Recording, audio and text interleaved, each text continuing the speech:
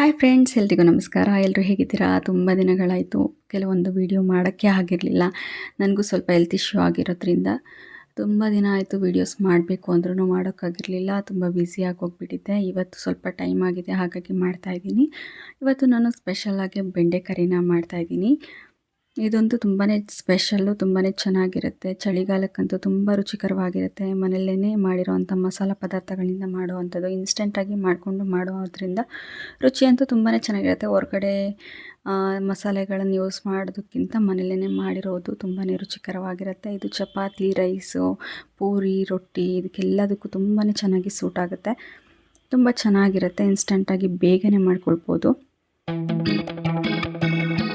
ಅದಕ್ಕಿಂತ ಮುಂಚೆ ಯಾರೆಲ್ಲ ಇನ್ನೂ ನನ್ನ ಚಾನಲ್ನ ಸಬ್ಸ್ಕ್ರೈಬ್ ಮಾಡದೆ ನೋಡ್ತೀರಾ, ದಯವಿಟ್ಟು ಚಾನಲ್ನ ಸಬ್ಸ್ಕ್ರೈಬ್ ಮಾಡಿ, ಹಾಗೆ ಬೆಲ್ ಐಕಾನ್ ಕೂಡ ಕೊಡಿ, ನೆಕ್ಸ್ಟ್ ವಿಡಿಯೋ ನೋಟಿಫಿಕೇಷನ್ಗೋಸ್ಕರ ಅಂತ ಹೇಳ್ತಾ, ಒಂದು ಬಾಣಲಿಗೆ 2 ಟೇಬಲ್ ಸ್ಪೂನ್ ಆಗುವಷ್ಟು ಉದ್ದಿನಬೇಳೆ, ಕಡಲೆಬೇಳೆ, 1 ಟೇಬಲ್ ಸ್ಪೂನ್ ಆಗುವಷ್ಟು ಜೀರಿಗೆ, 1/4 ಟೇಬಲ್ ಸ್ಪೂನ್ ಆಗುವಷ್ಟು ಪೆಪ್ಪರು, 1 ಏಲಕ್ಕಿ, 1/2 ಇಂಚಷ್ಟು ಚಕ್ಕೆನ ತೊಗೊಂಡಿದ್ದೀನಿ. ಇದನ್ನೆಲ್ಲ ನೀಟಾಗಿ ಫ್ರೈ ಮಾಡ್ಕೊಳ್ಬೇಕು. ಡ್ರೈ ರೋಸ್ಟ್ ಮಾಡಿಕೊಂಡ್ರೆ ಸಾಕಾಗುತ್ತೆ. ನೀವು ಒಂದು 5 ಮಿನಿಟ್ಸ್ ನೀಟಾಗಿ ಲೋ ಫ್ಲೇಮ್ನಲ್ಲಿ ಡ್ರೈ ರೋಸ್ಟ್ ಮಾಡ್ಕೊಳ್ಳಿ ಅಷ್ಟೇ. ಇದನ್ನು ಪೌಡರ್ನ ಮಾಡಿಟ್ಕೊಂಡ್ರೆ ಎಲ್ಲ ಪಲ್ಯಗಳಿಗೂ, ತರಕಾರಿ ಪಲ್ಯಗಳಿಗೆ ಯೂಸ್ ಮಾಡ್ಬೋದು. ಬೇಕಂದರೆ ಇನ್ಸ್ಟೆಂಟಾಗಿಯೂ ಕೂಡ ಈ ರೀತಿಯಾಗಿ ಆವಾಗಲೇ ಮಾಡಿಕೊಂಡು ಕೂಡ ಮಾಡ್ಬೋದು. ತುಂಬ ರುಚಿಕಟ್ಟಾಗಿರುತ್ತೆ. ಒಂದು 5 ಮಿನಿಟ್ಸು ಫ್ರೈ ಮಾಡ್ತಾ ಧನಿಯಾ ಬೀಜನೂ ಒಂದು 2 ಮಿನಿಟ್ಸ್ ಈ ರೀತಿ ಫ್ರೈ ಮಾಡ್ಕೊಳ್ತಾ, ಒಂದು 6ರಿಂದ 7 ಗುಂಟೂರು ಮೆಣಸಿನ್ಕಾಯಿನ ತೊಗೊಂಡಿದ್ದೀನಿ. ಒಂದು 4ರಿಂದ 5 ಬ್ಯಾಡಗಿ ಮೆಣಸಿನ್ಕಾಯಿನ ತೊಗೊಂಡಿದ್ದೀನಿ. ಕಲರಿಗೂ ಆಗುತ್ತೆ ಅಥವಾ ಖಾರಕ್ಕೂ ಆಗುತ್ತೆ ಅಂತ ಹೇಳ್ಬಿಟ್ಟು ಎರಡೂ ಕೂಡ ತೊಗೊಂಡಿದ್ದೀನಿ. ತುಂಬಾ ಚೆನ್ನಾಗಿರುತ್ತೆ. ನಿಮಗೆ ಕಡಿಮೆ ಆಯಿತು ಅಂದರೆ ಕಲರು, ನೆಕ್ಸ್ಟ್ ಬೇಕಂದರೆ ಕಾಶ್ಮೀರಿ ಚಿಲ್ಲಿ ಪೌಡರ್ನ ಬೇಕಂದರೆ ಮೇಲ್ಗಡೆ ಯೂಸ್ ಮಾಡ್ಕೊಳ್ಬೋದು. ಇದೇ ರೀತಿ ಸ್ವಲ್ಪ ಫ್ರೈ ಮಾಡ್ಕೊಳ್ಬೇಕು.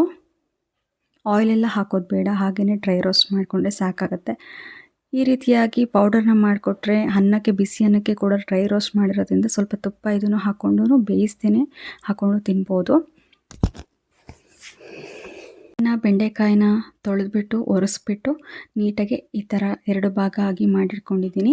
ಇನ್ನು ಪೌಡರ್ ಇತ್ತಲ್ಲ, ಅದು ತಣ್ಣಗಾಗಿತ್ತು, ಹಾಗಾಗಿ ಪೌಡರ್ನ ಮಾಡ್ಕೊಂಡಿದ್ದೀನಿ. ಫೈನ್ ಪೌಡ್ರಾಗಿ ಮಾಡ್ಕೊಳ್ಳಿ, ಇಲ್ಲ ಸ್ವಲ್ಪ ತರಿಯಾಗಿ ಮಾಡಿಕೊಂಡ್ರು ಏನು ತೊಂದರೆ ಇಲ್ಲ.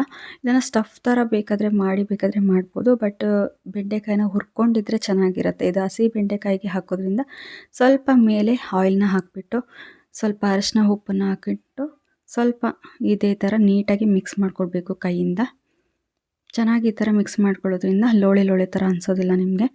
ಫ್ರೈ ಮಾಡಲಿಲ್ಲ ಅಂದರೂ ಇದನ್ನು ಸಪ್ರೇಟಾಗಿ ಅದೇ ರೀತಿಯಾಗಿ ಡೈರೆಕ್ಟಾಗಿ ಹಾಕ್ಬೋದು. ಇದನ್ನು ಒಗ್ಗರಣೆಗೆ ಹಾಕ್ತೀವಲ್ಲ, ಈರುಳ್ಳಿ, ಟೊಮೊಟೊ, ಅದ್ರ ಜೊತೆ ಇದನ್ನು ಕೂಡ ಫ್ರೈ ಆಗಿಬಿಡುತ್ತೆ. ಅಷ್ಟು ಆಯಿಲ್ನ ತಗೊಳ್ತಾ ಇದ್ದೀನಿ. ಸಾಸಿವೆ, ಜೀರಿಗೆ ಅಥವಾ ಬೇಳೆಕಾಳುಗಳು ಏನೂ ಹಾಕೋ ಅವಶ್ಯಕತೆ ಇಲ್ಲ. ತುಂಬ ಸಿಂಪಲ್ ಅಂತ ಹೇಳಿದ್ನಲ್ಲ, ಇದೇ ರೀತಿ ಸ್ವಲ್ಪ ಆಯಿಲ್ನ ಬಿಸಿ ಆದ ನಂತರ ಈ ರೀತಿಯಾಗಿ ಹೆಚ್ಚಿಟ್ಕೊಂಡಿರುವಂಥ ಆನಿಯನ್ನ ಸೇರಿಸ್ಕೊಳ್ಳಿ. ಸಣ್ಣದಾಗಾದರೂ ಹೆಚ್ಚಿಟ್ಕೊಳ್ಬೋದು ಅಥವಾ ಉದ್ದುದಕ್ಕೆ ಈ ರೀತಿಯಾಗಾದರೂ ಹೆಚ್ಚಿಟ್ಕೊಳ್ಬೋದು, ಏನೂ ಸಮಸ್ಯೆ ಇಲ್ಲ. ಸ್ವಲ್ಪ ಟೊಮೊಟೊನ ಸೇರಿಸ್ಕೊಳ್ತಾ ಇದ್ದೀನಿ. ಒಂದೊಂದನ್ನು ಹಾಕಿದ್ರೆ ಸಾಕಾಗುತ್ತೆ. ನೀವು ಜಾಸ್ತಿ ಕರಿ ಮಾಡ್ತಿದ್ದೀರಾ ಅಂದರೆ ಜಾಸ್ತಿ ಬೇಕಾಗುತ್ತೆ. ನಾನಿಲ್ಲಿ ಒಂದು ಅರ್ಧ ಕೆಜಿಯಷ್ಟು ಬೆಂಡೆಕಾಯಿನ ತೊಗೊಂಡಿದ್ದೀನಿ. ಅದಕ್ಕೆ ಅನುಗುಣವಾಗಿ ನಾನು ಹಾಕ್ಕೊಂಡಿದ್ದೀನಿ ಈರುಳ್ಳಿ, ಟೊಮೊಟೊ.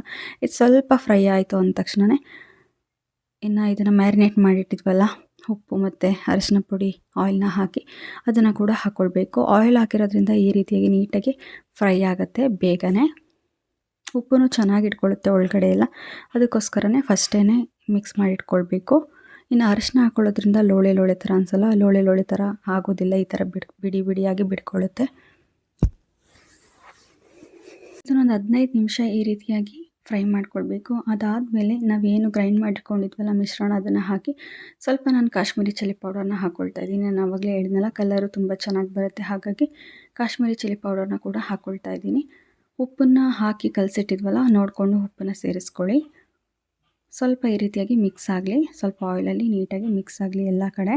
ಅಲ್ಲಿವರೆಗೂ ನೀರನ್ನ ಸೇರಿಸ್ಕೊಳ್ಳೋದೇನು ಬೇಡ. ಈ ರೀತಿಯಾಗಿ ಮಿಕ್ಸ್ ಆದಮೇಲೆ ನಿಮ್ಗೆ ಎಷ್ಟು ಕನ್ಸಿಸ್ಟೆನ್ಸಿಗೆ ಬೇಕು, ತೆಳುವಾಗಬೇಕಂದ್ರೆ ತೆಳುವಾಗಿ ಅಥವಾ ಗಟ್ಟಿಗೆ ಬೇಕು ಅಂದರೆ ಗಟ್ಟಿಯಾಗಿ ಎಷ್ಟು ನೀರು ಬೇಕಾಗುತ್ತೆ ಅಷ್ಟನ್ನು ಹಾಕ್ಕೊಳ್ಳಿ. ಬೇಯಲಿಕ್ಕಂತೂ ನೀರು ಬೇಕಾಗುತ್ತೆ, ಹಾಗಾಗಿ 1 ಗ್ಲಾಸಷ್ಟು ಹಾಕ್ಕೊಂಡ್ರೆ ಸಾಕಾಗುತ್ತೆ. ರುಚಿಗೆ ತಕ್ಕಷ್ಟು ಉಪ್ಪನ್ನು ಸೇರಿಸ್ಕೊಳ್ಳಿ. ಆವಾಗಲೇ ಹಾಕಿ ಕಲಸಿಟ್ಟಿದ್ವಿ. ಒಂದು 1/2 ಟೇಬಲ್ ಸ್ಪೂನ್ ಅಷ್ಟು ಹಾಕಿದೆ, ಹಾಗಾಗಿ 1 ಟೇಬಲ್ ಸ್ಪೂನ್ ಅಷ್ಟು ಹಾಕ್ಕೊಳ್ತಾ ಇದ್ದೀನಿ. ನಿಮಗೆ ಹೆಚ್ಚಿಗೆ ರುಚಿ ಬೇಕಂದರೆ ನಿಮ್ಮ ರುಚಿಗೆ ಅನುಗುಣವಾಗಿ ಸೇರಿಸ್ಕೊಳ್ಬೋದು. ಇದನ್ನೆಲ್ಲ ನೀಟಾಗಿ ಮುಚ್ಚಿಟ್ಟು ಬೇಯಿಸ್ಕೊಂಡಿದ್ದೀನಿ. ಒಂದು ಅರ್ಧ ಗಂಟೆ ಲೋ ಫ್ಲೇಮ್ನಲ್ಲೇ ಬೇಯಿಸ್ಕೊಂಡ್ರೆ ಸಾಕಾಗುತ್ತೆ, ಯಾಕಂದರೆ ಪೌಡರ್ ಹಾಕಿರೋದ್ರಿಂದ ತಳ ಹಿಡಿಯೋ ಚಾನ್ಸಸ್ ಇರುತ್ತೆ. ಸ್ವಲ್ಪ ಲಾಸ್ಟಲ್ಲಿ ಕಾಯಿನ ಸೇರಿಸ್ಕೊಂಡು ಮಿಕ್ಸ್ ಮಾಡಿಕೊಂಡ್ರೆ ಬೆಂಡೆಕಾಯಿ ಕರಿ ರೆಡಿ ಆಗಿಬಿಡುತ್ತೆ. ಇನ್ನು ಚಪಾತಿಗೂ ನೀಟಾಗಿ ಸೂಟ್ ಆಗುತ್ತೆ. ಇದಕ್ಕೆ ಬೆಣ್ಣೆ ಅಥವಾ ತುಪ್ಪನ ಹಾಕ್ಕೊಂಡು ತಿಂತಾಯಿದ್ರೆ ತುಂಬಾ ಚೆನ್ನಾಗಿರುತ್ತೆ. ಇವತ್ತಿನ ವೀಡಿಯೋ ನಿಮ್ಮೆಲ್ಲರಿಗೂ ಇಷ್ಟ ಆಗಿದೆ ಅಂತ ಭಾವಿಸ್ತೀನಿ. ಲೈಕ್ ಮಾಡಿ, ಶೇರ್ ಮಾಡಿ, ಕಮೆಂಟ್ ಮಾಡಿ.